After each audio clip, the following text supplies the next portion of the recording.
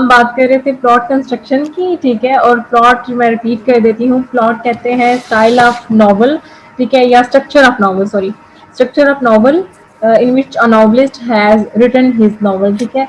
तो हम डिस्कस करते हैं प्लॉट कंस्ट्रक्शन में कि कौन सी टेक्निक्स, कौन सी लिटरेरी डिवाइसेस हैं, कौन सी ऐसी टर्म्स हैं जिसको यूज़ करते हुए प्लॉट कंस्ट्रक्ट किया गया है, वो स्ट्रक्चर बनाया गया है नॉवल का, ठीक है। तो नॉवल की समरी, उसका एनालिसिस, कैरेक्टर्स, हम हर चीज़ पढ़ लेते हैं। लेकिन जब प्लॉट कंस्ट्रक्शन हम डिस्कस करते हैं तो उसके अंदर हम ये देखते हैं कि कहाँ पे जॉर्ज, फॉर एग्जांपल अगर हम जॉर्ज इलियट की ही बात कर रहे हैं। आवाज कोई नहीं आ रही सही। कट क्या आ रही है? नहीं, मुझे ठीक से आ रही है। आप फिर आप अगर किसी के पास 3G 4G है वो चला लो। रीजॉइन करें, आप जिसकी कट के आ रही है ना वो रीजॉइन करें फिर। तो हाँ मुझे भी ठीक आ रही है। हाँ अब ठीक है। प्लॉट कंस्ट्रक्शन में फिर हम क्या डिस्कस करते हैं कि अगर हम जॉर्ज इलियट की बात करें हैं तो जॉर्ज इलियट ने कौन सी टेक्निक्स यूज़ की हैं, या उसका स्टाइल क्या था, कैसे उसने नॉवल लिखा है, किस किस चीज़ों को उसने, जो हम नहीं दूसरे टॉपिक्स में डिस्कस करते हैं, वो हम प्लॉट कंस्ट्रक्शन में उसको ऐड करके हम उसकी रीजंस बताते हैं या उसको एक्सप्लेन करते हैं फिर। तो प्लॉट कंस्ट्रक्शन में सारी वो टेक्निक्स, लिटरेरी डिवाइसेस, सारी टर्म्स और सारा वो जो स्टाइल ऑफ राइटिंग है, हम वो सारा इसमें डिस्कस करते हैं, ठीक है। तो अगर आपका क्वेश्चन आ जाए कि स्टाइल ऑफ राइटिंग क्या है नॉवल का, तो उसमें आप प्लॉट कंस्ट्रक्शन की हेडिंग नहीं देंगे, लेकिन प्लॉट कंस्ट्रक्शन के टॉपिक में जो कुछ डाटा आपने पढ़ा होगा आप उसमें लिख सकते हैं, ठीक है।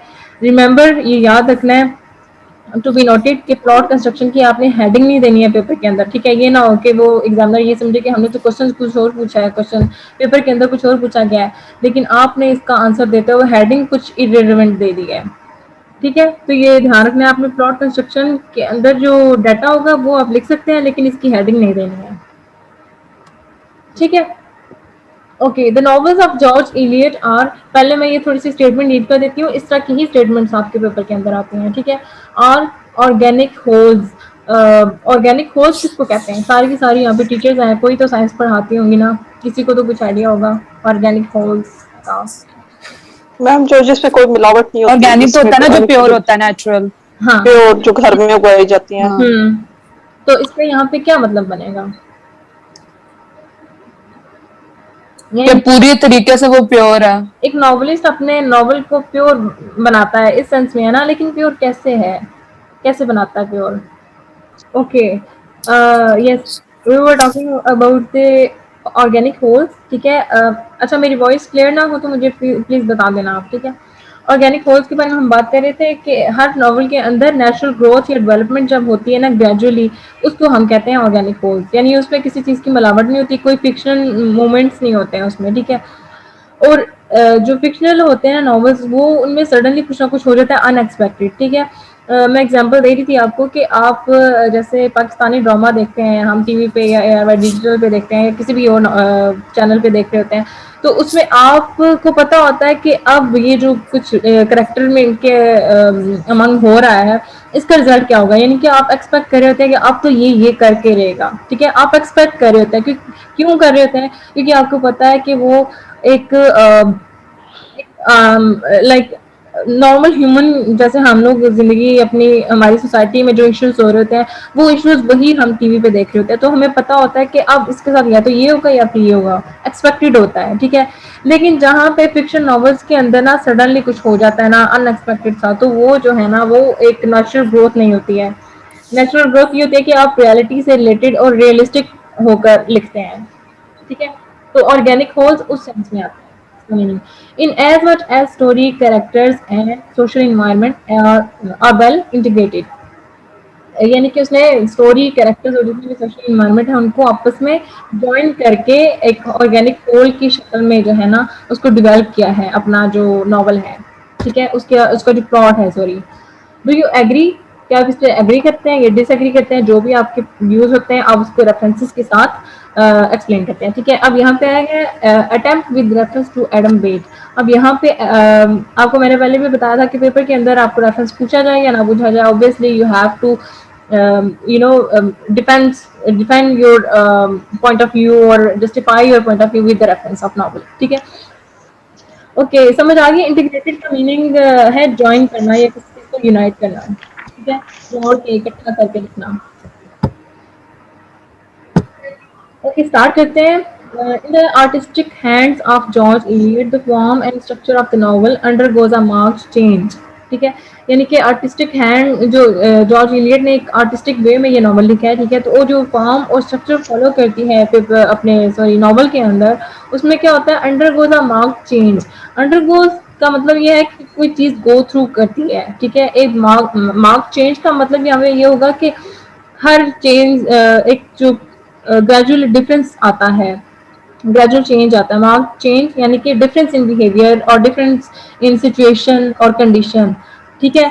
यानी कि वो अपने एक आर्टिस्टिकली अपने नॉवल इस तरह से लिखती है कि फॉर्म और स्ट्रक्चर को साथ लेके चलती है और एक सीक्वेंस के साथ चल रही होती है, इस तरह से कि आपको हर सिचुएशन और बिहेवियर में आपको एक डिफरेंस नजर आता है, एक चेंज होता हुआ नजर आता है जो कि आपको रियल लगता है एक्चुअली में, ठीक है।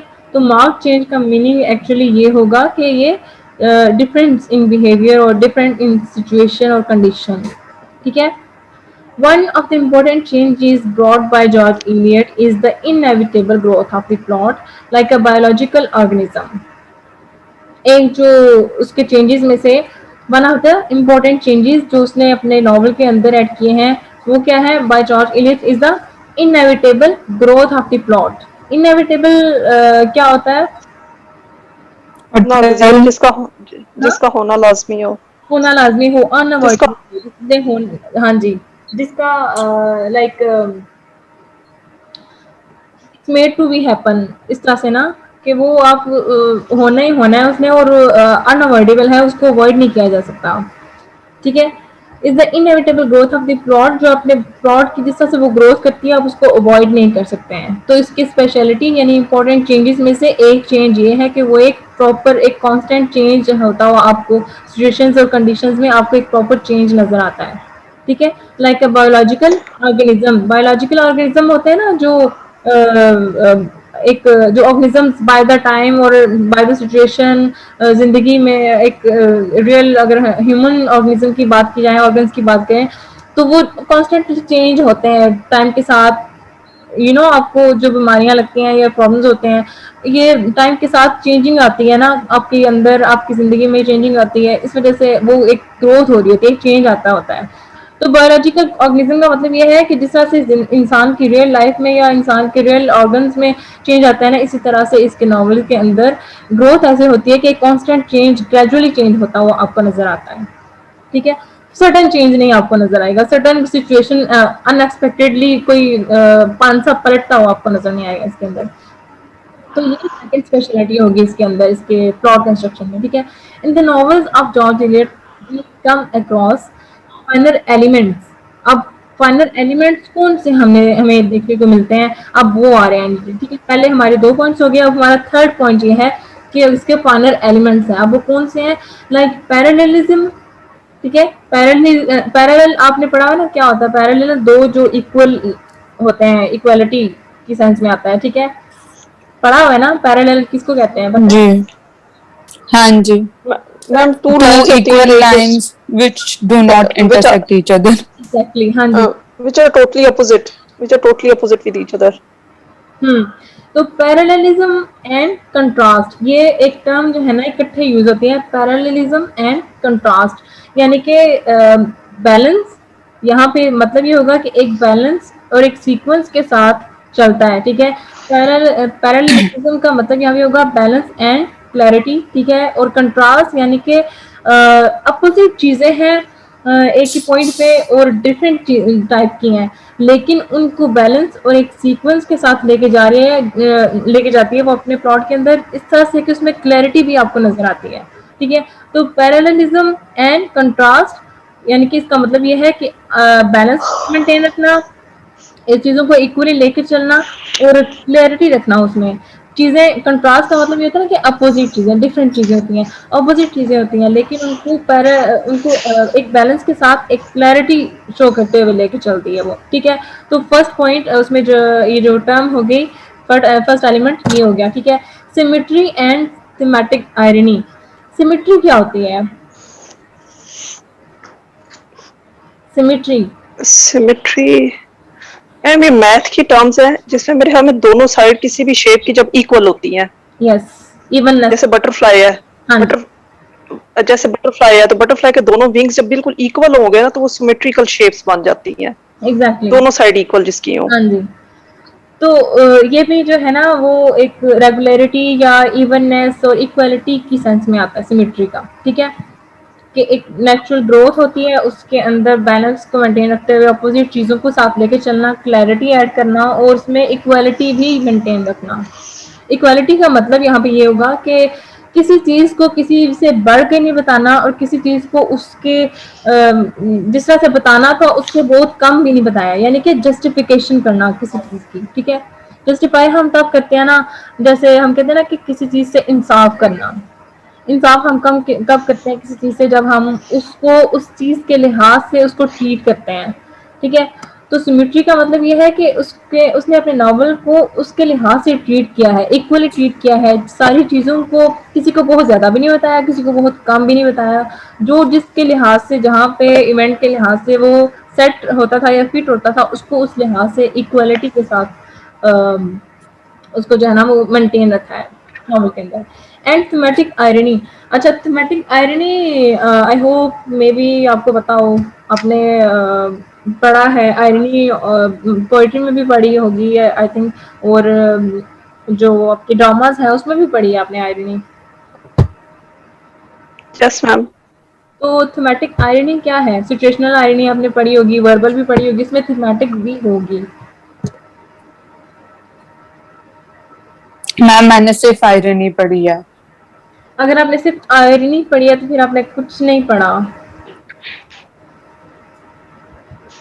हमने हमने डीपेस्ट वैक्स में ना सिर्फ आयरनी पढ़ी है और सिचुएशन आयरनी वो हाँ ऐसे पढ़ी थी कुछ, मतलब जो सिचुएशन याद नाम है। आपने सिर्फ आयरनी या सिचुएशनल आयरनी पढ़ी है? मैंने ऐसे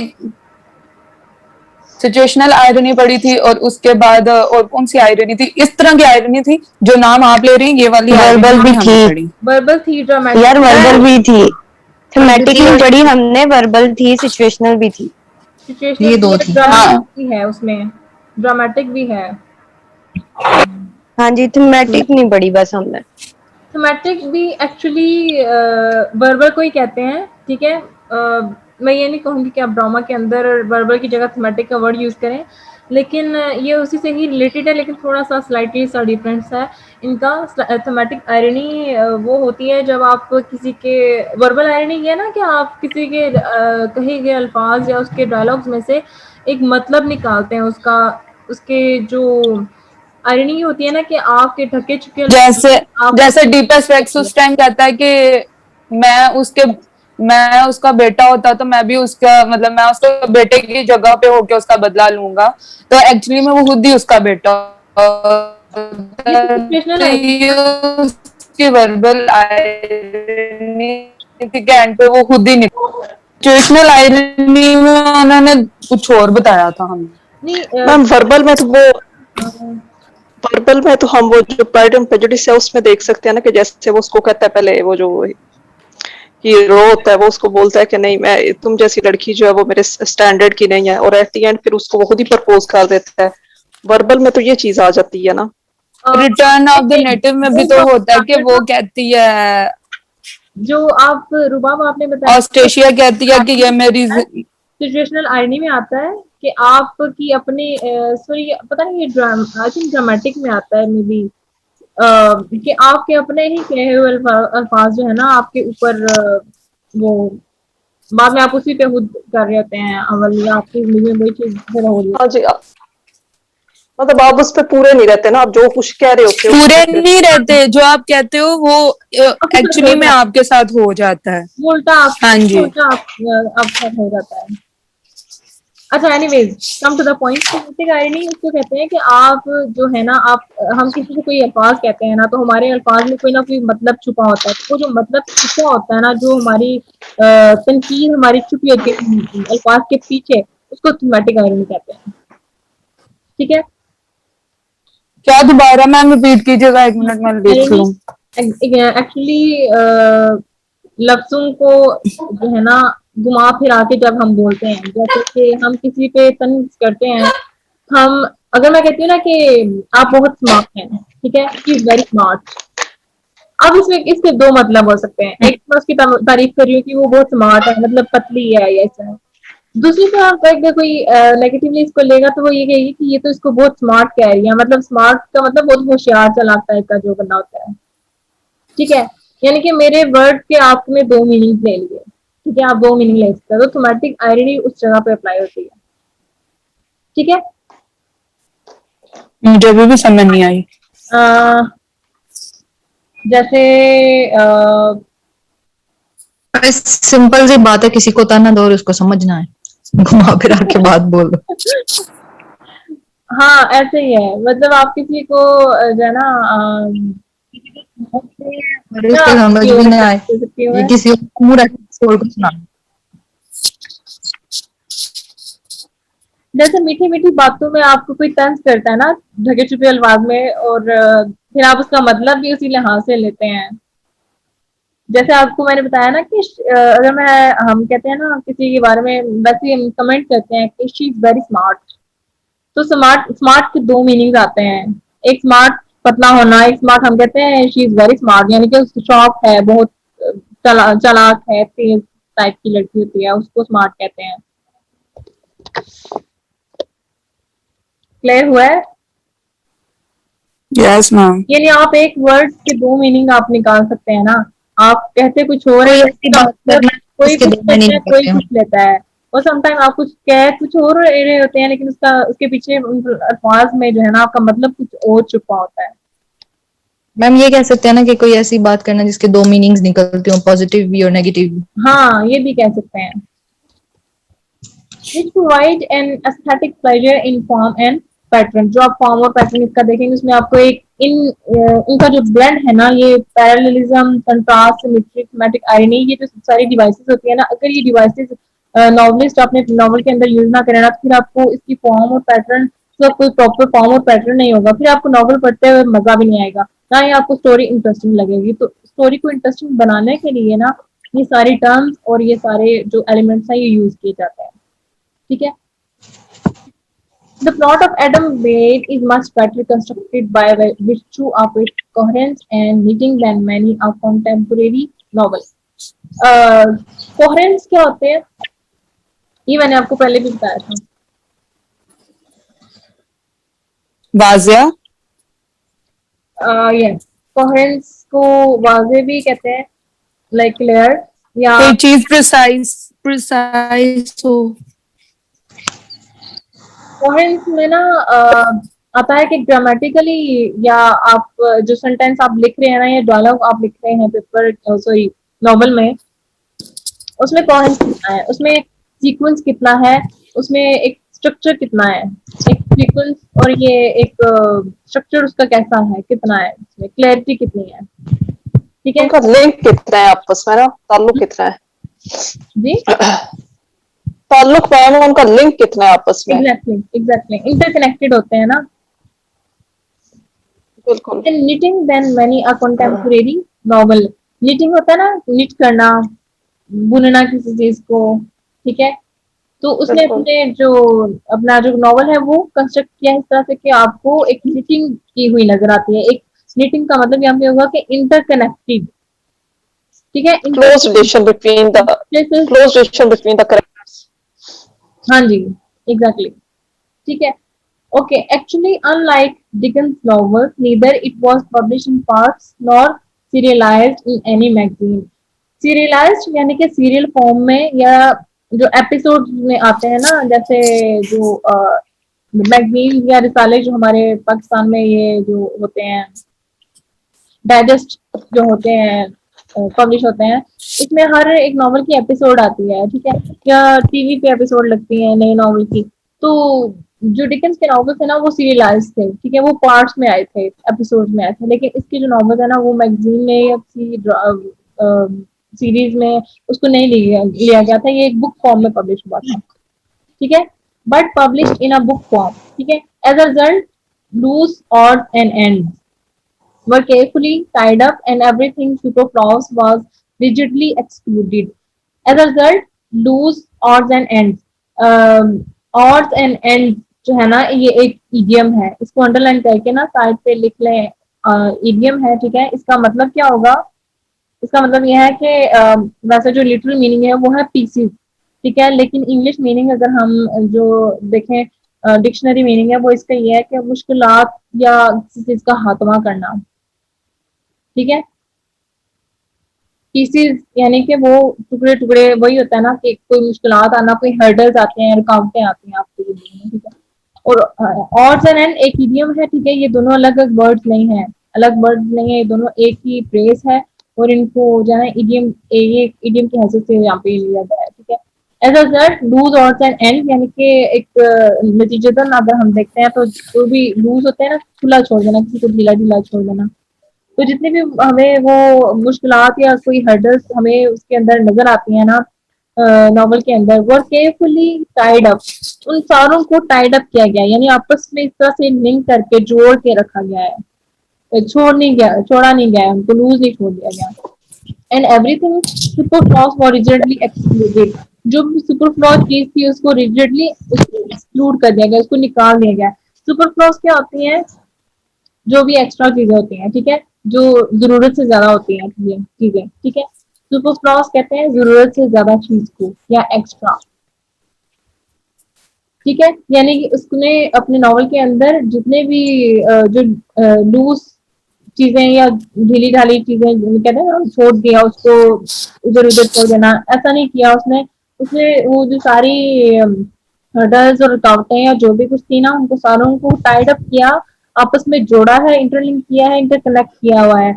और जो एक्स्ट्रा चीजें थी ना, फजूल जो आप लगता है कि अनइम्पोर्टेंट है, उसको उसने खुद ही एक्सक्लूड कर दिया था, ठीक है। रिजिडली होता है ना, खुद जानबूझ के करना है, इस चीज को निकाल देना बाहर। There is not a single character or event in the whole novel which does not relate to its action. इसका मतलब ये है, ये जो कहा गया है यहाँ पे, सुपरफ्लॉस was rigidly excluded, उसने जानबूझ के जो एक्स्ट्रा चीजें थी ना वो निकाल दी थी, इसलिए आपको नॉवल के अंदर कोई ऐसा कैरेक्टर या इवेंट नजर नहीं आता in the whole novel which does not relate to its action, जो कि किसी एक्शन से रिलेट ना करता हो। दैट्स वाई आपको कोई एक्स्ट्रा चीज उसमें नजर नहीं आती, ना ही कोई ढीली डाली आप ऐसे फजूल में आपको लगे कि ये तो नॉवल में ना भी होता तब भी नॉवल कंप्लीट हो जाता, ऐसा भी नहीं है, ठीक है। तो उसने जो है ना इन अनइम्पोर्टेंट जो चीजें थी या एक्शन थे ना उसको ऐड नहीं किया। The novel is a compact whole like a well constructed building from which not a single brick can be taken out without damaging the whole structure, ठीक है। एक नॉवल जो इसने ये कंस्ट्रक्ट किया है ना, इसको इतना अच्छे से वेल कंस्ट्रक्टेड बिल्डिंग की तरह से, जो एक बिल्डिंग कंस्ट्रक्ट की जाती है ना बहुत अच्छी तरह से, जिसमें from which not a single brick can be taken out, जिसमें से अगर एक चीज भी निकाल दी जाए ना तो उसके जो स्ट्रक्चर और उसका जो पूरी बिल्डिंग है ना वो डैमेज हो जाती है, ठीक है। तो वो कह रहा है कि कोई भी इसको जो है ना, अगर हम कहें ना कि बजाय किसी डैमेज के, बगैर किसी डैमेज के हम एक इसमें से ईंट भी निकाल दे किसी बिल्डिंग में से तो वो इजीली निकाल सकेंगे, तो ऐसा नहीं है। यानी कि एक अच्छी जो बिल्डिंग कंस्ट्रक्ट की जाती है ना, उसमें से आप एक अगर एक ईंट भी निकाल दें तो उसका स्ट्रक्चर सारा बिगड़ जाता है।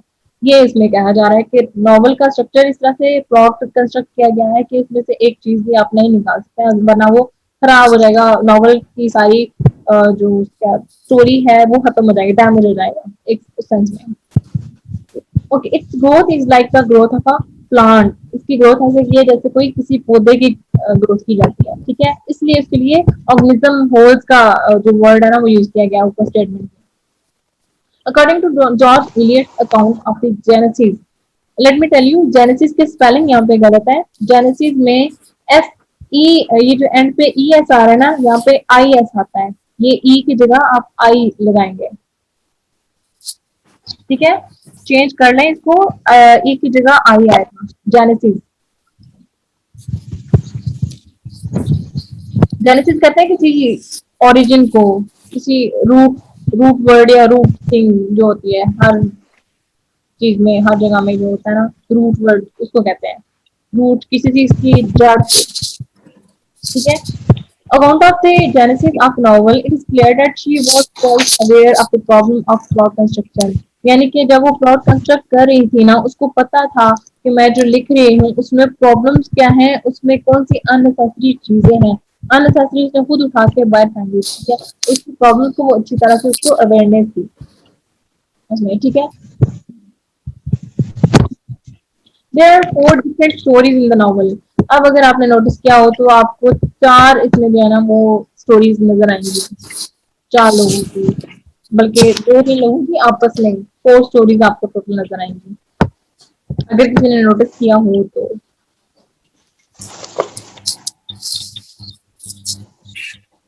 सुन रहे हो सारे या क्या हो गया है?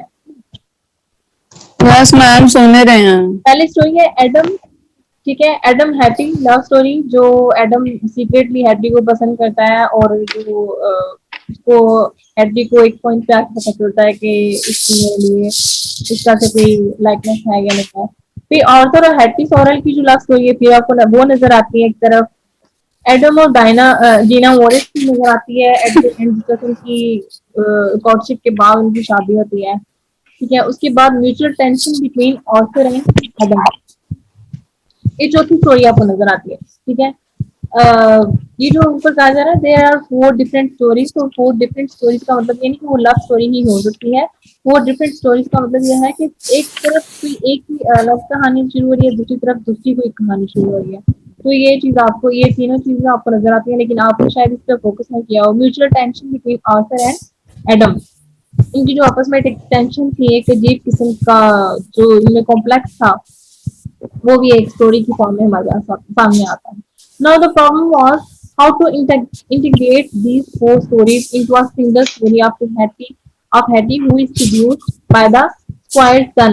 यानी कि इन चारों स्टोरीज को आपको, फॉर सपोज आपको 4 किस्म की इस तरह से स्टोरीज मिल जाती हैं और आपको कहा जाता है कि एक नॉवल लिखें उसमें इन चारों स्टोरीज को एडजस्ट करें, ठीक है। आप उसको कैसे करेंगे? अगर वैसे एक जनरल क्वेश्चन पूछती हूँ आपसे कि अगर आपको इस तरह की 4 स्टोरीज दी जाए तो आप उसको कैसे एक प्लॉट में कंस्ट्रक्ट करेंगे, एडजस्ट कैसे करेंगे इसको?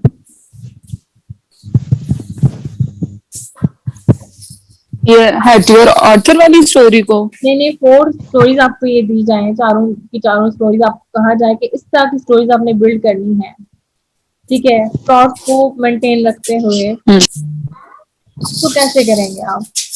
मतलब आप, जैसे आपको कोई इस तरह का टास्क देगा ना तो आप सोचने बैठ जाएंगे कि कैसे हो सकता है इस तरह की 4 किस्म की इस तरह की स्टोरीज आपस में लोगों को इंगेज करके रखना और इस तरह से लिखना उन पे। तो ये एक कहने की आपको भी एक प्रॉब्लम ही लगेगी, ठीक है। तो इसको इंटीग्रेट कैसे करेंगे, इसको आपस में ज्वाइन कैसे करेंगे, ये डिपेंड करता है। तो ये जो टेक्निक यूज किया है ना beautifully use by George Eliot, इसे बहुत ब्यूटीफुली हर एक नॉवल, सॉरी हर इस नॉवल के अंदर हर एक कैरेक्टर को जो है ना आपस में एक दूसरे से इंटरलिंक किया है, ज्वाइन किया हुआ है, ठीक है। और चारों ये जो 4 स्टोरीज हैं ये 2-3 लोगों के इर्द गिर्द घूम रही हैं, 2-3 लोगों के इर्द गिर्द घूम रही हैं, आपस में एक दूसरे से लिंक है किसी ना किसी तरह से, जो है इनका आपस में ही कॉम्प्लेक्स शुरू हो जाता है।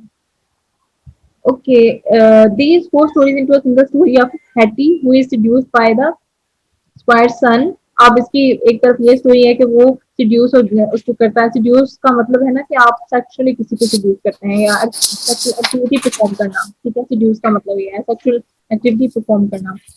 And is convicted of a child murder. एक तरफ वो सेक्सुअली सिड्यूस की जाती है उसके ऑर्थर के थ्रू और फिर खुद ही एक मर्डर, एक कन्विक्ट, एक जो है ना वो मुजरिम बन जाती है एक चाइल्ड मर्डर के पीछे। Eliot mainly achieve this purpose by giving a novel thematic unity, ठीक है। यानी कि वर्ड्स इस तरह से यूज किए हैं उसने आपस में इस तरह से जोड़ के एक सीक्वेंस के साथ, स्ट्रक्चर के साथ यूज किए हैं कि उसने अपना ये जो पर्पस है उसको बहुत ब्यूटीफुली अचीव किया है। The story grows and develops out of the main theme that failure to resist temptation is a moral weakness and yielding to temptation is thought to be followed by divine punishment and consequent suffering. The story grows and develops. Story एक growth करती है, naturally develop होती है action और characters के through out of the main theme that failure to resist temptation. Failure to यानी कि failure एक चीज, फेलियर से किसकी तरफ, टू रेजिस्ट टेम्पटेशन। रेजिस्ट होता है किसी चीज को जहमत करना, मज़ाहमत करना, रोकना, खत्म करना, ठीक है, रोकना, यानी कि failure to resist temptation, temptation किसी डिजायर को, ठीक है, फेलियर टू रेजिस्ट टेम्पटेशन कि अपने जो डिजायर है उसको रोकना, में रोकने में जो है ना वो फेल हो गया था, ठीक है, या जो ये दोनों में जो इनकी मॉरल वीकनेसेस थी ना कि ये अपने डिजायर्स को कंट्रोल नहीं कर सके, अपने इमोशंस को कंट्रोल नहीं कर सके, ठीक है, ये इस सेंस में आ रहा है। इट्स अ मॉरल वीकनेस, जो कि मॉरल वीकनेस है कि अपने इमोशंस को, अपने टेम्पटेशन को कंट्रोल करना, अपने डिजायर को कंट्रोल करना, रेसिस्ट करना उसको। And yielding to temptation, yielding ये लास्ट टाइम भी हमने डिस्कस किया था word,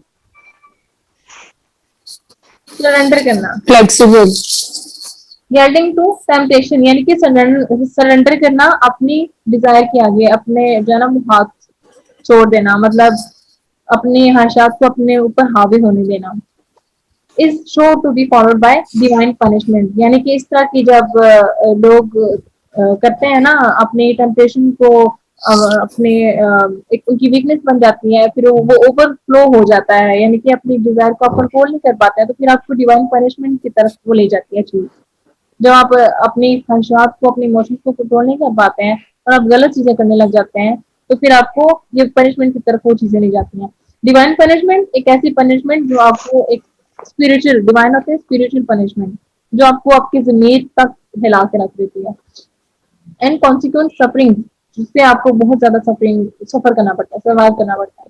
Furthermore, this theme is interlinked with the theme of moral enlightenment, self education, यानी कि ये जो थीम है, ये जो मॉरल वीकनेस और टेम्पटेशन, गेटिंग टू टेम्पटेशन वाली जो थीम है, एक इस तरफ आपको इंटरलिंक करती है with theme of moral enlightenment, यानी कि ये बेसिकली जो डिजायर को ना रोकना और इमोशंस को ना कंट्रोल करना, ये एक्चुअली आपकी मॉरल वीकनेस है, आपको मॉरल एनलाइटमेंट की तरफ लेके जाता है।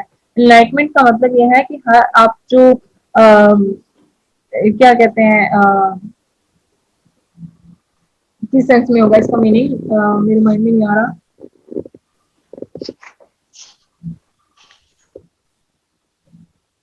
किसी के माइंड में है इसका, हाँ, कुछ एनलाइटमेंट का मतलब यही है कि आप किसी से जो है ना वो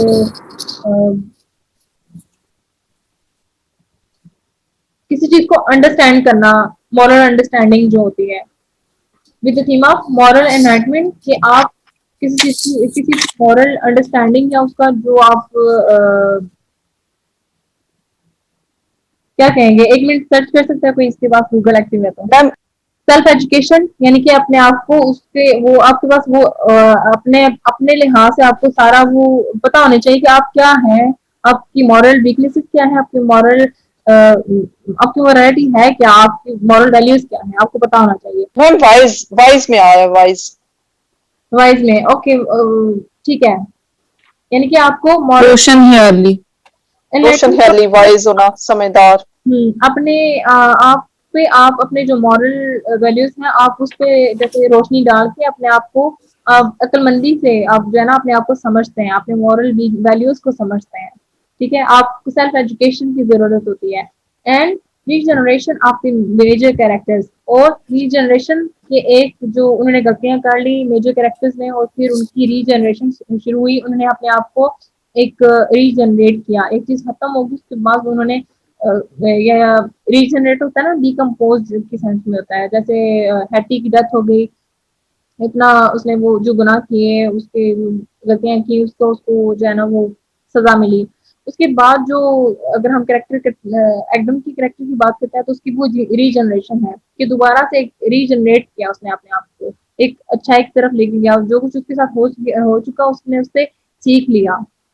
Thus, the novel becomes an organic whole in which the story, the character, and the social environment are well integrated. तो यहाँ पे आपने उस स्टेटमेंट को फॉलो करते हुए यहाँ तक जो भी डिस्कस किया वो मैं मीटिंग ये एंड हो रही है, मैं मीटिंग रिस्टार्ट करती हूँ, इसमें हम यहाँ से स्टार्ट करते हैं। हम बात कर रहे थे प्लॉट कंस्ट्रक्शन की, ठीक है, और प्लॉट मैं रिपीट कर देती हूँ, प्लॉट कहते हैं स्टाइल ऑफ नॉवल, ठीक है, या structure of novel, structure of novel in which a novelist has written his novel, ठीक है, तो हम डिस्कस करते हैं प्लॉट कंस्ट्रक्शन में कि कौन सी टेक्निक्स, कौन सी लिटरेरी डिवाइसेस हैं, कौन सी ऐसी टर्म्स हैं जिसको यूज़ करते हुए प्लॉट कंस्ट्रक्ट किया गया है, वो स्ट्रक्चर बनाया गया है नॉवल का, ठीक है। तो नॉवल की समरी, उसका एनालिसिस, कैरेक्टर्स, हम हर चीज़ पढ़ लेते हैं, लेकिन जब प्लॉट कंस्ट्रक्शन हम डिस्कस करते हैं तो उसके अंदर हम ये देखते हैं कि कहाँ पे जॉर्ज, फॉर एग्जांपल अगर हम जॉर्ज इलियट की ही बात कर रहे हैं। आवाज कोई नहीं आ रही सही। कट क्या आ रही है? नहीं, मुझे ठीक से आ रही है। अब फिर आप अगर किसी के पास 3G 4G है वो चला लो। रीजॉइन कर रहे हैं आप, जिसकी कट के आ रही है ना वो रीजॉइन करें फिर। तो हाँ मुझे भी ठीक आ रही है। हाँ अब ठीक है। प्लॉट कंस्ट्रक्शन में फिर हम क्या डिस्कस करते हैं कि अगर हम जॉर्ज इलियट की बात कर रहे हैं तो जॉर्ज इलियट ने कौन सी टेक्निक्स यूज़ की हैं या उसका स्टाइल क्या था, कैसे उसने नॉवल लिखा है, किस किस चीज़ों को उसने, जो हम नहीं दूसरे टॉपिक्स में डिस्कस करते हैं वो हम प्लॉट कंस्ट्रक्शन में उसको ऐड करके हम उसकी रीजंस बताते हैं या उसको एक्सप्लेन करते हैं फिर। तो प्लॉट कंस्ट्रक्शन में सारी वो टेक्निक्स, लिटरेरी डिवाइसेस, सारी टर्म्स और सारा वो जो स्टाइल ऑफ राइटिंग है हम वो सारा इसमें डिस्कस करते हैं, ठीक है। तो अगर आपका क्वेश्चन आ जाए कि स्टाइल ऑफ राइटिंग क्या है नॉवल का, तो उसमें आप प्लॉट कंस्ट्रक्शन की हेडिंग नहीं देंगे, लेकिन प्लॉट कंस्ट्रक्शन के टॉपिक में जो कुछ डाटा आपने पढ़ा होगा आप उसमें लिख सकते हैं, ठीक है।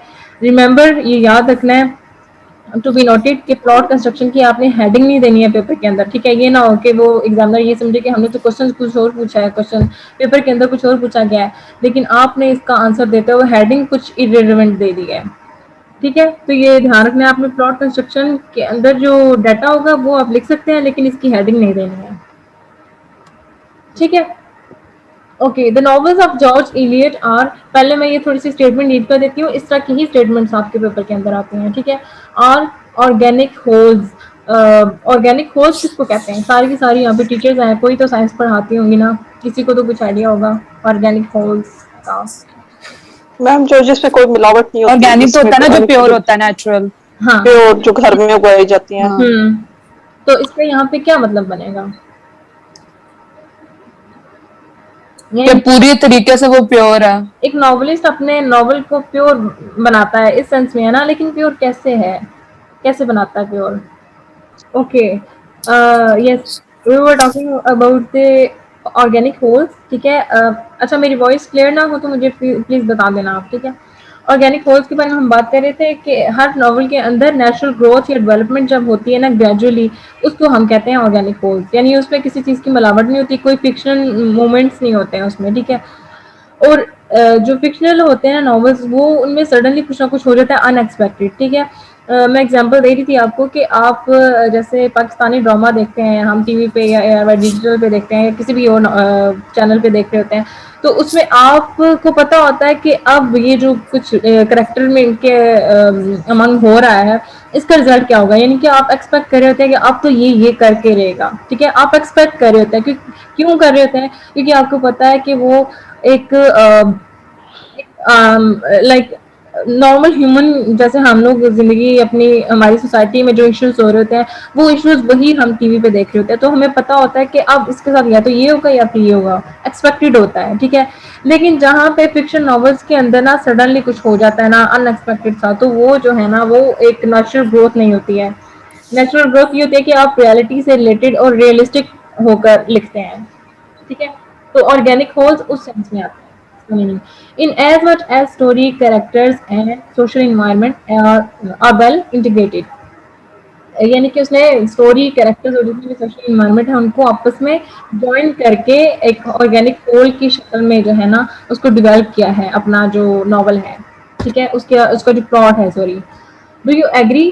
क्या आप इस पर एग्री करते हैं या डिसएग्री करते हैं? जो भी आपके व्यूज होते हैं आप उसको रेफरेंसेस के साथ एक्सप्लेन करते हैं, ठीक है। अब यहाँ पे आएगा attempt with reference to Adam bat.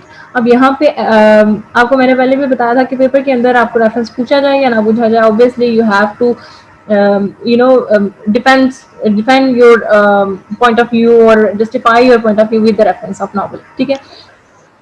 Okay, समझ आ गई? इंटीग्रेटेड का मीनिंग है ज्वाइन करना या किसी चीज को यूनाइट करना, ठीक है, जोड़ के इकट्ठा करके लिखना। ओके, स्टार्ट करते हैं। In the artistic hands of George Eliot, the form and structure of the novel undergoes a marked change. ठीक है, यानी कि आर्टिस्टिक हैंड जो जॉर्ज इलियट ने एक आर्टिस्टिक वे में ये नॉवल लिखा है, ठीक है। तो वो जो फॉर्म और स्ट्रक्चर फॉलो करती है पेपर अपने नॉवल के अंदर, उसमें क्या होता है, undergoes a mark change. Undergoes का मतलब ये है कि कोई चीज गो थ्रू करती है, ठीक है। एक मार्क चेंज का मतलब यहाँ पे ये होगा कि हर चेंज एक जो ग्रेजुअल डिफरेंस आता है, ग्रेजुअल चेंज आता है। मार्क चेंज यानी कि डिफरेंस इन बिहेवियर और डिफरेंस इन सिचुएशन और कंडीशन, ठीक है। यानी कि वो अपने एक आर्टिस्टिकली अपने नॉवल इस तरह से लिखती है कि फॉर्म और स्ट्रक्चर को साथ लेके चलती है और एक सीक्वेंस के साथ चल रही होती है, इस तरह से कि आपको हर सिचुएशन और बिहेवियर में आपको एक डिफरेंस नजर आता है, एक चेंज होता हुआ नजर आता है जो कि आपको रियल लगता है एक्चुअली में, ठीक है। तो मार्क चेंज का मीनिंग एक्चुअली ये होगा कि ये डिफरेंस इन बिहेवियर और डिफरेंट इन सिचुएशन और कंडीशन, ठीक है। One of the important changes brought by George Eliot is the inevitable growth of the plot like a biological organism. एक जो उसके चेंजेस में से one of the important changes जो उसने अपने नॉवल के अंदर ऐड किए हैं वो क्या है, by George Eliot, is the inevitable growth of the plot. Inevitable क्या होता है? नागजीर जिसका हाँ? जिसका होना लाजमी हो, होना लाजमी हो, जिसका अनअवॉइडेबल, हाँ जी, जिसका like it's made to be happen, इस तरह से ना कि वो आप होना ही होना है उसने और अनअवॉइडेबल है, उसको अवॉइड नहीं किया जा सकता, ठीक है। Is the inevitable growth of the plot, जो अपने प्लॉट की जिस तरह से वो ग्रोथ करती है आप उसको अवॉइड नहीं कर सकते हैं। तो इसकी स्पेशलिटी यानी इंपॉर्टेंट चेंजेस में से एक चेंज ये है कि वो एक प्रॉपर एक कांस्टेंट चेंज होता हुआ आपको सिचुएशंस और कंडीशंस में आपको एक प्रॉपर चेंज नजर आता है, ठीक है। Like a biological organism, biological organism होते हैं ना जो एक जो ऑर्गेनिजम्स बाय द टाइम और बाय द सिचुएशन जिंदगी में एक रियल, अगर ह्यूमन ऑर्गेनिज्म की बात की जाए, ऑर्गन्स की बात करें, तो वो कॉन्स्टेंटली चेंज होते हैं टाइम के साथ। आपको जो बीमारियां लगती हैं या प्रॉब्लम्स होते हैं, ये टाइम के साथ चेंजिंग आती है ना आपके अंदर, आपकी जिंदगी में चेंजिंग आती है, इस वजह से वो एक ग्रोथ हो रही होती है, एक चेंज आता होता है। तो बायोलॉजिकल ऑर्गेनिज्म का मतलब ये है कि जिस तरह से इंसान की रियल लाइफ में या इंसान के रियल ऑर्गन्स में चेंज आता है ना, इसी तरह से इसके नॉवल के अंदर ग्रोथ ऐसे होती है कि कांस्टेंट चेंज, ग्रेजुअली चेंज होता हुआ आपको नजर आता है, ठीक है। सडन चेंज नहीं आपको नजर आएगा, सडन सिचुएशन अनएक्सपेक्टेडली कोई पांसा पलटता हुआ आपको नजर नहीं आएगा इसके अंदर। तो ये सेकंड स्पेशलिटी होगी इसके अंदर, इसके प्लॉट कंस्ट्रक्शन में, ठीक है। In the novels of George Eliot we come across final elements. अब फाइनल एलिमेंट्स कौन से हमें देखने को मिलते हैं, अब वो आ रहे हैं, ठीक है। पहले हमारे 2 पॉइंट्स हो गए, अब हमारा थर्ड पॉइंट ये है कि इसके फाइनल एलिमेंट्स हैं। अब वो कौन से हैं? लाइक पैरेललिज्म, ठीक है। पैरेलल आपने पढ़ा है ना, क्या होता है पैरेलल? दो जो इक्वल होते हैं, इक्वालिटी की सेंस में आता है, ठीक है। पढ़ा हुआ है ना, पैरेलल किसको कहते हैं पता है? जी हाँ जी, मैम टू two लाइन्स होती हैं equal जो lines which do not which are intersect each other. Exactly, हाँ जी। which are totally opposite, with each other. तो पैरेललिज्म एंड कंट्रास्ट, ये एक टर्म जो है ना इकट्ठे यूज होते हैं, पैरेललिज्म एंड कंट्रास्ट, यानी कि बैलेंस।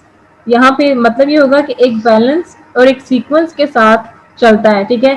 पैरेललिज्म का मतलब यहाँ पे होगा बैलेंस एंड क्लैरिटी, ठीक है। और कंट्रास्ट यानी कि अपोजिट चीजें हैं एक ही पॉइंट पे और डिफरेंट टाइप की हैं, लेकिन उनको बैलेंस और एक सीक्वेंस के साथ लेके जाती है वो अपने प्लॉट के अंदर, इस तरह से कि उसमें क्लैरिटी भी आपको नजर आती है, ठीक है। तो पैरेललिज्म एंड कंट्रास्ट यानी कि इसका मतलब ये है कि बैलेंस मेंटेन रखना, इस चीजों को इक्वली लेकर चलना और क्लैरिटी रखना उसमें। चीजें कंट्रास्ट का मतलब ये होता है ना कि अपोजिट चीजें, डिफरेंट चीजें होती हैं, अपोजिट चीजें होती हैं, लेकिन उनको एक बैलेंस के साथ एक क्लैरिटी शो करते हुए लेके चलती है वो, ठीक है। तो फर्स्ट पॉइंट उसमें जो ये जो टर्म हो गई, फर्स्ट एलिमेंट ये हो गया, ठीक है। Symmetry and thematic irony. Symmetry क्या होती है? सिमेट्री मैम ये मैथ की टर्म्स है जिसमें मेरे ख्याल में दोनों साइड किसी भी शेप की जब इक्वल होती हैं, यस, इवननेस, जैसे बटरफ्लाई है, हाँ जैसे बटरफ्लाई है तो बटरफ्लाई के दोनों विंग्स जब बिल्कुल इक्वल हो गए ना तो वो सिमेट्रिकल शेप्स बन जाती हैं। एग्जैक्टली। दोनों साइड इक्वल जिसकी हो। हाँ जी। तो ये भी जो है ना वो एक रेगुलरिटी या इवननेस और इक्वालिटी की सेंस में आता है सिमेट्री का, ठीक है, कि एक नेचुरल ग्रोथ होती है, उसके अंदर बैलेंस को मेंटेन रखते हुए अपोजिट चीज़ों को साथ लेके चलना, क्लैरिटी ऐड करना और उसमें इक्वालिटी भी मेंटेन रखना। इक्वालिटी का मतलब यहाँ पे ये होगा कि किसी चीज़ को किसी से बढ़ के नहीं बताना और किसी चीज़ को उसके जिस तरह से बताना था उससे बहुत कम भी नहीं बताया, यानी कि जस्टिफिकेशन करना किसी चीज़ की, ठीक है। जस्टिफाई हम तब करते हैं ना, जैसे हम कहते हैं ना कि किसी चीज़ से इंसाफ करना। इंसाफ हम कब करते हैं किसी चीज़ से, जब हम उसको उस चीज़ के लिहाज से उसको ट्रीट करते हैं, ठीक है। तो सिमेट्री का मतलब ये है कि उसने अपने नॉवल को उसके लिहाज से ट्रीट किया है, इक्वली ट्रीट किया है सारी चीज़ों को, किसी को बहुत ज़्यादा भी नहीं बताया, किसी को बहुत कम भी नहीं बताया, जो जिसके लिहाज से जहाँ पे इवेंट के लिहाज से वो सेट होता था या फिट होता था उसको उस लिहाज से इक्वलिटी के साथ उसको जो है ना वो मेंटेन रखा है नॉवल के अंदर। एंड थीमेटिक आयरनी, अच्छा thematic irony I hope may be आपको पता हो, आपने पढ़ा है आयरनी, पोइट्री में भी पढ़ी होगी आई थिंक, और जो आपके ड्रामास हैं उसमें भी पढ़ी है आपने आयरनी। Yes ma'am. तो थीमेटिक आयरनी क्या है? सिचुएशनल आयरनी आपने पढ़ी होगी, वर्बल भी पढ़ी होगी, इसमें थीमेटिक भी होगी। मैम मैंने सिर्फ आयरनी पढ़ी है। अगर आपने सिर्फ आयरनी पढ़ी है तो फिर आपने कुछ नहीं पढ़ा। हमने हमने डीपेस्ट रैक्स में ना सिर्फ आयरनी पढ़ी है और सिचुएशन आयरनी वो हाँ ऐसे पढ़ी थी कुछ, मतलब जो सिचुएशन याद ना मेरे आपने सिर्फ आयरनी या सिचुएशनल आयरनी पढ़ी है? मैंने ऐसे सिचुएशनल आयरनी पढ़ी थी और उसके बाद और कौन सी आयरनी थी, इस तरह की आयरनी थी जो नाम आप ले रही हैं, ये वाली वर्बल भी आयरनी हमने थी पढ़ी। वर्बल थी, ड्रामेटिक यार, वर्बल भी थी, थीमेटिक नहीं पढ़ी हमने, वर्बल थी, सिचुएशनल भी थी। सिचुएशनल ये दो भी है, थी। ड्रामेटिक हाँ भी है, उसमें ड्रामेटिक भी है। हाँ जी, थीमेटिक नहीं पढ़ी बस हमने। थीमेटिक भी एक्चुअली वर्बल को ही कहते हैं, ठीक है। मैं ये नहीं कहूँगी कि आप ड्रामा के अंदर वर्बल की जगह थीमेटिक का वर्ड यूज़ करें, लेकिन ये उसी से ही रिलेटेड है, लेकिन थोड़ा सा स्लाइटली सा डिफरेंस है इनका। थीमेटिक आयरनी वो होती है जब आप किसी के, वर्बल आयरनी ये है ना कि आप किसी के कहे गए अल्फाज या उसके डायलॉग्स में से एक मतलब निकालते हैं उसका, उसके जो आयरनी होती है ना कि आपके ढके छुपे जैसे आप जैसे डीपेस्ट वैक्स उस टाइम कहता है कि मैं उसके मैं उसका बेटा होता तो मैं भी उसका मतलब मैं उसके बेटे की जगह पे होके उसका बदला लूंगा, तो एक्चुअली में वो खुद ही उसका बेटा ये तो सिचुएशनल है। उसकी वर्बल आयरनी थी कि एंड पे वो खुद ही सिचुएशनल आयरनी में उन्होंने कुछ और बताया था हमें। नहीं मैम वर्बल में तो वो अ, वर्बल में तो हम वो जो प्राइड एंड प्रेजुडिस है उसमें देख सकते हैं ना कि जैसे वो उसको कहता है पहले वो जो हीरो होता है वो उसको बोलता है कि नहीं मैं तुम जैसी लड़की जो है वो मेरे स्टैंडर्ड की नहीं है, और एट द एंड फिर उसको वो खुद ही प्रपोज कर देता है। वर्बल में तो ये चीज आ जाती है ना। रिटर्न ऑफ द नेटिव में भी तो होता है कि वो कहती है, जो आप रुबाब आपने बताया ऑस्ट्रेशिया कहती है कि ये मेरी सिचुएशनल आयरनी में आता है कि आपकी अपने सॉरी पता नहीं, ये ड्राम आई थिंक ड्रामेटिक में आता है मे बी, कि आपके अपने ही कहे हुए अल्फाज जो है ना आपके ऊपर वो बाद में आप उसी पे खुद कर रहे होते हैं अमल, या आपकी जिंदगी में वही चीज फिर हो रही हाँ जी, मतलब आप उस पे पूरे नहीं रहते ना, आप जो कुछ कह रहे होते हो पूरे नहीं रहते, जो आप कहते हो वो आपके साथ हो एक्चुअली में जाता आपके साथ हो जाता है। है, वो उल्टा आप हाँ जी। उल्टा आपके साथ हो जाता है। अच्छा anyways, come to the point, semantic irony उसको कहते हैं कि आप जो है ना आप हम किसी को कोई अल्फाज कहते हैं ना तो हमारे अल्फाज में कोई ना कोई मतलब छुपा होता है, तो वो जो मतलब छुपा होता है ना, जो हमारी तनकीद हमारी छुपी होती है अल्फाज के पीछे, उसको सिमेंटिक आयरनी कहते हैं, ठीक है। क्या दोबारा मैम रिपीट कीजिएगा, एक मिनट मैं लिख आयरनी लूं। एक्चुअली लफ्जों को जो है ना घुमा फिरा के जब हम बोलते हैं, जैसे कि हम किसी पे तंज करते हैं, हम अगर मैं कहती हूँ ना कि आप बहुत स्मार्ट हैं, ठीक है, ही इज वेरी स्मार्ट, अब इसमें इसके दो मतलब हो सकते हैं, एक मैं उसकी तारीफ कर रही हूँ कि वो बहुत स्मार्ट है, मतलब पतली है या ऐसा है। दूसरी से आप अगर कोई नेगेटिवली इसको लेगा तो वो ये कहेगी कि ये तो इसको बहुत स्मार्ट कह रही है, मतलब स्मार्ट का मतलब बहुत होशियार चालाक टाइप का जो बंदा होता है। ठीक है, यानी कि मेरे वर्ड के आपने दो मीनिंग ले लिए, ठीक है, आप दो मीनिंग ले सकते हो, तो थोमेटिक आयरनी उस जगह पे अप्लाई होती है। ठीक है। मुझे अभी भी समझ नहीं आई। जैसे सिंपल सी बात है, किसी को ताना दो और उसको समझना है, घुमा फिरा के बात बोलो। हाँ ऐसे ही है, मतलब आप किसी को जो है ना और क्या उसको समझ भी नहीं आए, दे सकती हूँ ये मैं, किसी और मुंह रख छोड़ को सुना। जैसे मीठी मीठी बातों में आपको कोई तंज करता है ना ढके छुपे अल्फाज में, और फिर आप उसका मतलब भी उसी लिहाज से लेते हैं। जैसे आपको मैंने बताया ना कि अगर मैं हम कहते हैं ना किसी के बारे में वैसे हम कमेंट करते हैं कि शी इज वेरी स्मार्ट, तो स्मार्ट स्मार्ट के दो मीनिंग्स आते हैं। एक स्मार्ट पतला होना, एक स्मार्ट हम कहते हैं शी इज वेरी स्मार्ट, यानी कि उसकी शौक है बहुत, चालाक है, तेज टाइप की लड़की होती है, उसको स्मार्ट कहते हैं। क्लियर हुआ है? Yes ma'am. यानी आप एक वर्ड के दो मीनिंग आप निकाल सकते हैं ना, आप कहते कुछ और है, कोई ऐसी इसका बात मतलब करना कोई इसके कुछ दो लेता है मीनिंग कोई होते हैं। कुछ लेता है, और समटाइम आप कुछ कह कुछ और रहे होते हैं, लेकिन उसका उसके पीछे अल्फाज में जो है ना आपका मतलब कुछ और छुपा होता है। मैम ये कह सकते हैं ना कि कोई ऐसी बात करना जिसके दो मीनिंग्स निकलते हो, पॉजिटिव भी और नेगेटिव भी। हाँ ये भी कह सकते हैं। which provide an aesthetic pleasure in form and pattern. जो आप फॉर्म और पैटर्न इसका देखेंगे उसमें आपको एक इनका जो ब्लेंड है ना, ये parallelism, contrast, symmetry, thematic irony, ये जो सारी डिवाइसेस होती है ना, अगर ये डिवाइसेस नॉवलिस्ट अपने नॉवल के अंदर यूज ना करें ना, तो फिर आपको इसकी फॉर्म और पैटर्न का कोई प्रॉपर फॉर्म और पैटर्न नहीं होगा, फिर आपको नॉवल पढ़ते हुए मजा भी नहीं आएगा, ना ही आपको स्टोरी इंटरेस्टिंग लगेगी। तो स्टोरी को इंटरेस्टिंग बनाने के लिए ना ये सारी टर्म्स और ये सारे जो एलिमेंट्स हैं ये यूज किए जाते हैं। ठीक है। The plot of Adam Wade is much better constructed by virtue of its coherence and knitting than many of contemporary novels. Coherence क्या होते हैं ये मैंने आपको पहले भी बताया था। वाजिया। यस, कोहेरेंस को वाजे भी कहते हैं, लाइक क्लियर, या कोई चीज प्रिसाइज प्रिसाइज हो। कोहेरेंस में ना आता है कि ग्रामेटिकली, या आप जो सेंटेंस आप लिख रहे हैं ना, या डायलॉग आप लिख रहे हैं पेपर सॉरी नॉवल में, उसमें कोहेरेंस कितना है, उसमें सीक्वेंस कितना है, उसमें एक स्ट्रक्चर कितना है, एक सीक्वेंस और ये एक स्ट्रक्चर उसका कैसा है, कितना है, उसमें क्लैरिटी कितनी है। ठीक है उनका लिंक कितना है आपस में ना, ताल्लुक कितना है? जी, ताल्लुक मैम उनका लिंक कितना है आपस में? एग्जैक्टली इंटरकनेक्टेड होते हैं ना। बिल्कुल knitting than many a contemporary novel। knitting होता है ना, knit करना, बुनना किसी चीज को।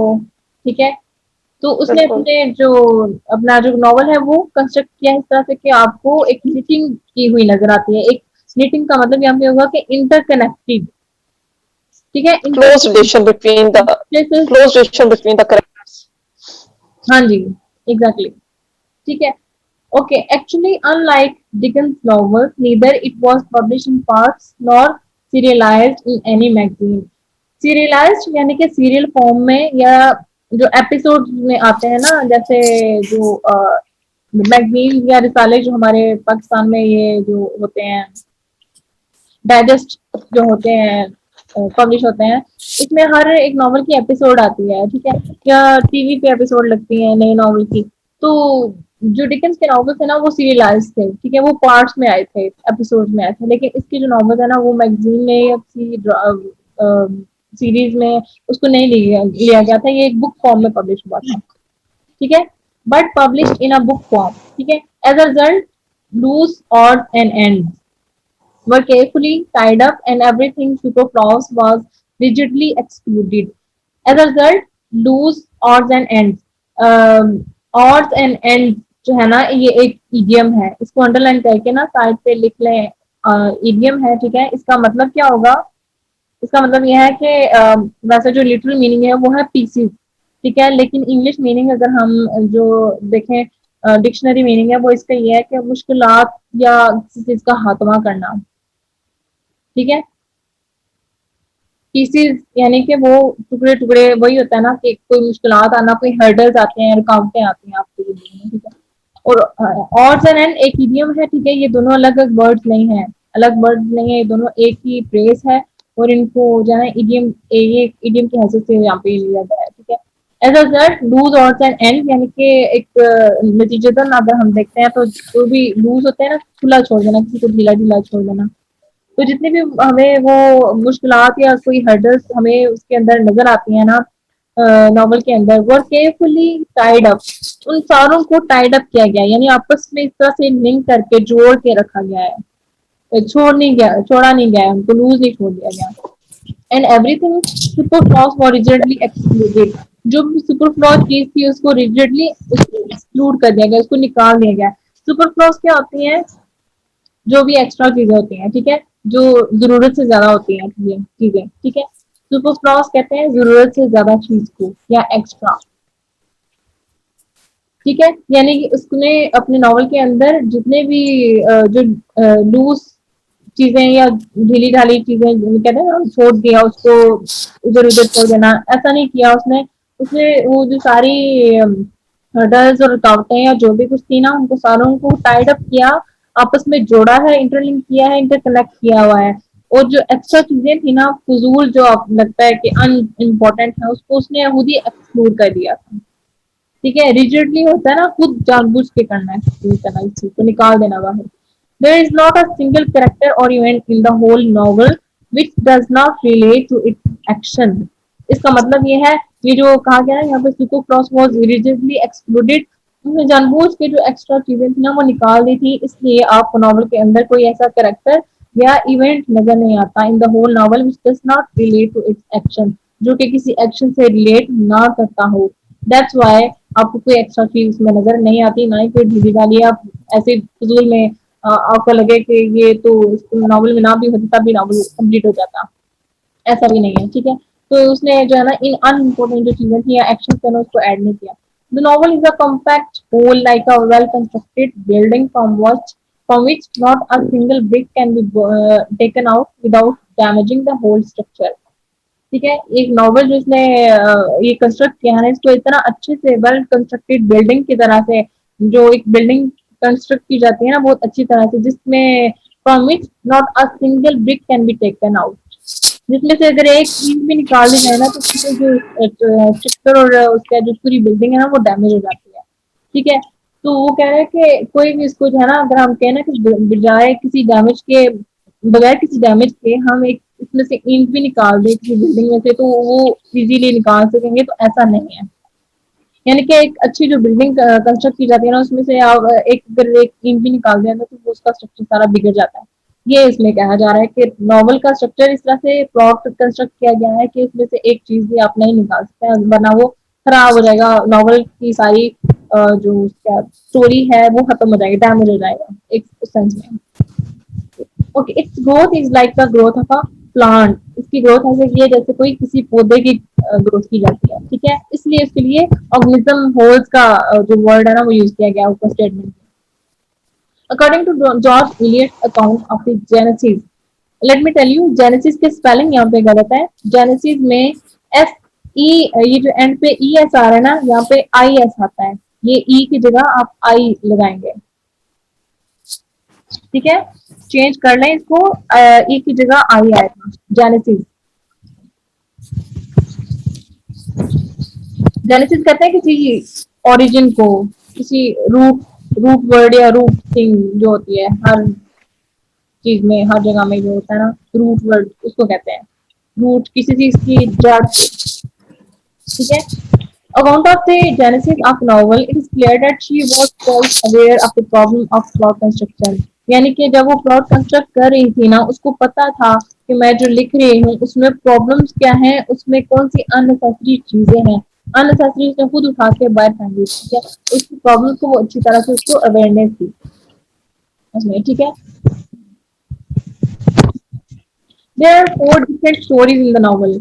अब अगर आपने नोटिस किया हो तो आपको 4 इसमें जो है ना वो स्टोरीज नजर आएंगी, 4 लोगों की, बल्कि 2-3 लोगों की आपस में 4 स्टोरीज आपको टोटल नजर आएंगी, अगर किसी ने नोटिस किया हो तो।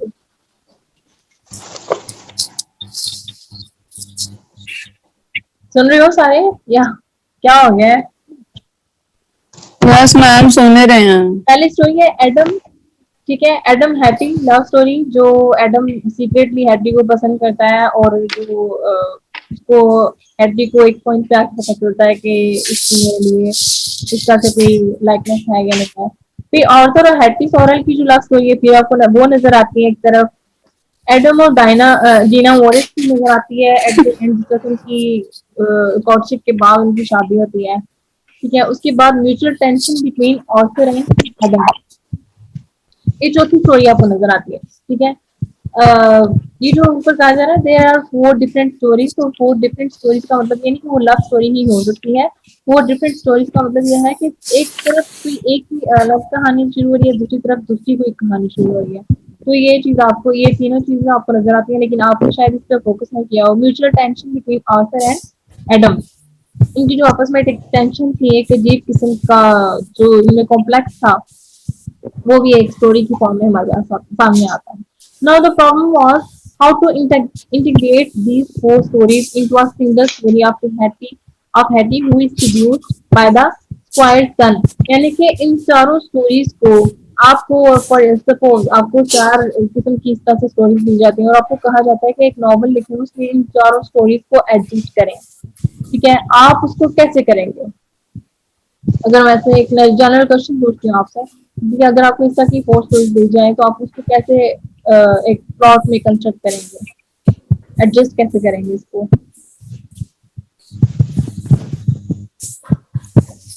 ये हैप्पी और आर्थर वाली स्टोरी को नहीं 4 स्टोरीज आपको ये दी जाए, चारों की चारों स्टोरीज आपको कहा जाए कि इस तरह की स्टोरीज आपने बिल्ड करनी है, ठीक है, प्लॉट को मेंटेन रखते हुए, तो कैसे करेंगे आप?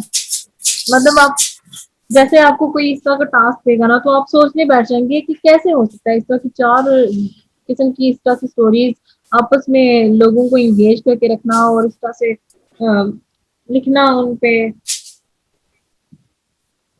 तो ये एक कहने की आपको भी एक प्रॉब्लम ही लगेगी, ठीक है। तो इसको इंटीग्रेट कैसे करेंगे, इसको आपस में ज्वाइन कैसे करेंगे, ये डिपेंड करता है। तो ये जो टेक्निक यूज किया है ना, beautifully use by George Eliot, इसे बहुत ब्यूटीफुली हर एक नॉवल, सॉरी हर इस नॉवल के अंदर हर एक कैरेक्टर को जो है ना आपस में एक दूसरे से इंटरलिंक किया है, ज्वाइन किया हुआ है, ठीक है। और चारों ये जो 4 स्टोरीज हैं ये 2-3 लोगों के इर्द गिर्द घूम रही हैं, 2-3 लोगों के इर्द गिर्द घूम रही हैं, आपस में एक दूसरे से लिंक है, किसी ना किसी तरह से जो है ना इनका आपस में ही कॉम्प्लेक्स शुरू हो जाता है।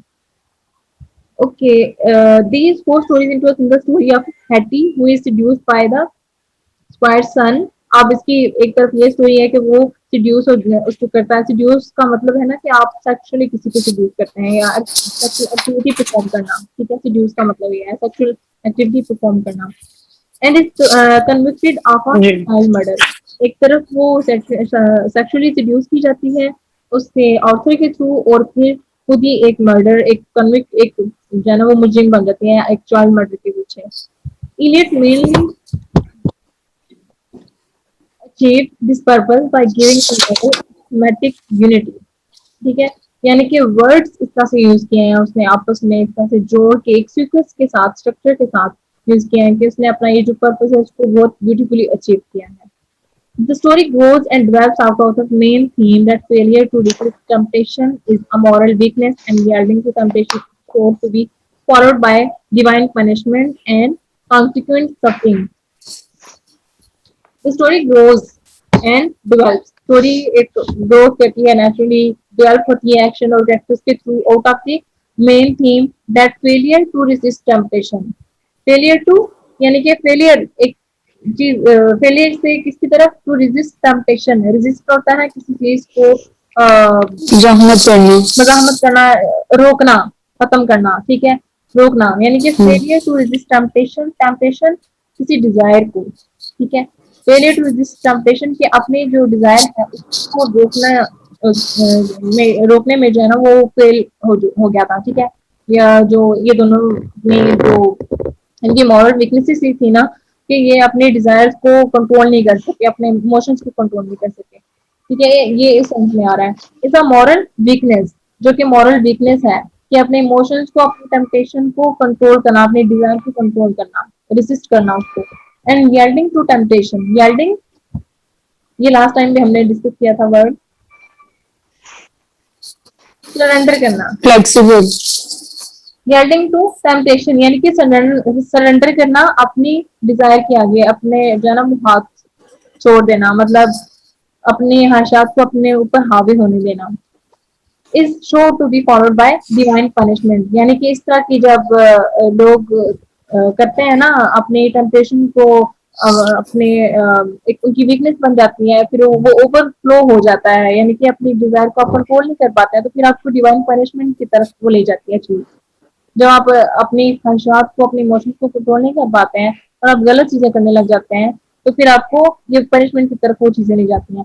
डिवाइन पनिशमेंट एक ऐसी पनिशमेंट जो आपको एक स्पिरिचुअल, डिवाइन होते हैं स्पिरिचुअल पनिशमेंट, जो आपको आपकी जमीर तक हिला के रख देती है। एंड कॉन्सिक्वेंट सफरिंग, जिससे आपको बहुत ज्यादा सफर करना पड़ता है, सर्वाइव करना पड़ता है। Furthermore, this theme is interlinked with the theme of moral enlightenment, self education, यानी कि ये जो थीम है, ये जो मॉरल वीकनेस और टेम्पटेशन, गेटिंग टू टेम्पटेशन वाली जो थीम है, एक इस तरफ आपको इंटरलिंक करती है थीम ऑफ मॉरल एनलाइटमेंट, यानी कि ये बेसिकली जो डिजायर को ना रोकना और इमोशंस को ना कंट्रोल करना, ये एक्चुअली आपकी मॉरल वीकनेस है, आपको मॉरल एनलाइटमेंट की तरफ लेके जाता है। एनलाइटमेंट का मतलब यह है कि हर आप जो क्या कहते हैं, किस सेंस में होगा इसका मीनिंग, मेरे माइंड में नहीं आ रहा।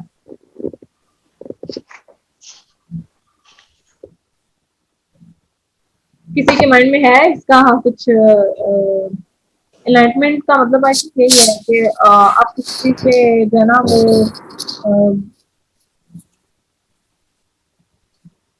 किसी चीज को अंडरस्टैंड करना, मॉरल अंडरस्टैंडिंग जो होती है, with the theme of moral enlightenment, कि आप किसी मॉरल अंडरस्टैंडिंग या उसका जो आप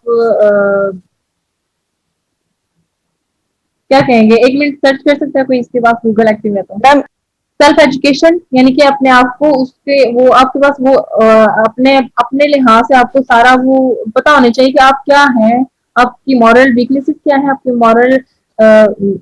मोरालिटी है क्या, आपकी मॉरल वैल्यूज क्या है, आपको पता होना चाहिए। मैम वाइज वाइज में आया वाइज। वाइज में ओके, ठीक है, यानी कि आपको मॉरल रोशन हेयरली। रोशन हेली वाइज होना, समझदार। अपने आप पे आप अपने जो मॉरल वैल्यूज हैं आप उस पे जैसे रोशनी डाल के अपने आप को अक्लमंदी से आप जो है ना अपने आप को समझते हैं, अपने मॉरल वैल्यूज को समझते हैं, ठीक है। आपको सेल्फ एजुकेशन की जरूरत होती है। And regeneration of the major characters, और रीजनरेशन के एक जो उन्होंने गलतियां कर ली मेजर कैरेक्टर्स ने और फिर उनकी रीजनरेशन शुरू हुई, उन्होंने अपने आप को एक रीजनरेट किया, एक चीज खत्म होगी उसके बाद उन्होंने या रीजनरेट होता है ना, डिकम्पोज की सेंस में होता है, जैसे हैटी की डेथ हो गई, इतना उसने वो जो गुनाह किए उसके गलतियां की, उसको उसको जो है ना वो सजा मिली। उसके बाद जो अगर हम कैरेक्टर एकदम की कैरेक्टर की बात करते हैं तो उसकी वो रीजनरेशन है कि दोबारा से एक रीजनरेट किया उसने अपने आप को, एक अच्छा एक तरफ लेके गया, जो कुछ उसके साथ हो चुका उसने उससे सीख लिया। Thus, the novel becomes an organic whole in which the story, the character, and the social environment are well integrated. तो यहाँ पे आपने उस स्टेटमेंट को फॉलो करते हुए यहाँ तक जो भी डिस्कस किया वो मैं मीटिंग ये एंड हो रही है, मैं मीटिंग रिस्टार्ट करती हूँ, इसमें हम यहाँ से स्टार्ट करते हैं।